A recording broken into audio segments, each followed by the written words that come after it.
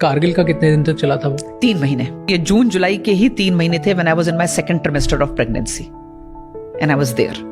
तो आप जंग के मैदान में खड़े हैं विद अ प्रेग्नेंट बेली, और जब आप चल के आते हैं, आप सिर्फ इमेजिन करो राज, आपके एक हाथ में आपकी कार्बाइन है, एक हाथ में मैंने अपने 2 साल का बच्चा पकड़ा है और मैं प्रेग्नेंट हूं। My commanding officer did not meet me the whole day.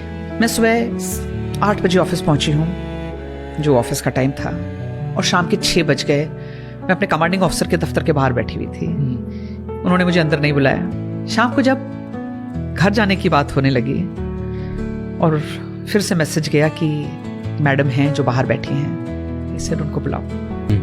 My commanding officer called me. Commanding officer ने बोला कि यू आर प्रेग्नेंट।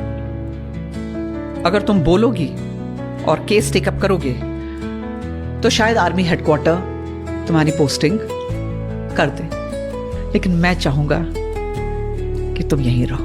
और आपको पता है, हाई एल्टीट्यूड की प्रेगनेंसी मजाक नहीं है। हाई एल्टीट्यूड की प्रेगनेंसी में इतने चैलेंजेस हैं कि हर मिनट आपका या तो बच्चा अबॉर्ट हो सकता है या आपका बच्चा स्पेशल बेबी हो सकता है, क्योंकि वहां ऑक्सीजन नहीं है। अगर आपकी नॉर्मल प्रेगनेंसी है तो भी चलते हुए आपको कई बार ब्रेथलेसनेस होती है, और वहां तो आप ये मानो जैसे कोविड टाइम पे आपने देखा था कि लोगों को सांस नहीं आ रही है, वहां आम दिन में भी वैसा ही रहता है। प्लेन्स में कहते हैं कि आप आयरन रिच डाइट खाइए, खजूर खाइए, पालक खाइए। हाई एल्टीट्यूड में कहते हैं कि आप ये कुछ मत खाइए, क्योंकि उसको पचाने के लिए, उस बॉडी को उसे प्रोसेस करने के लिए आपको ऑक्सीजन चाहिए to convert it into haemoglobin, और वहां है नहीं।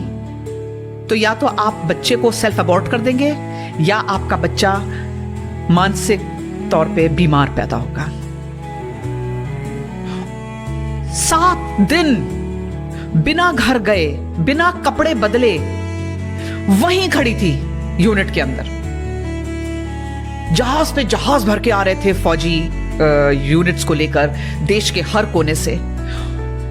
लेह के एयरफील्ड पे लैंड कर रहे थे, वहां से सीधे वो हमारी यूनिट में आ रहे थे, जहां हम उनको हथियार, गोला बारूद, स्पेशल क्लोथिंग, गाड़ियों की बैटरीज, मतलब जो सामान चाहिए सब दे।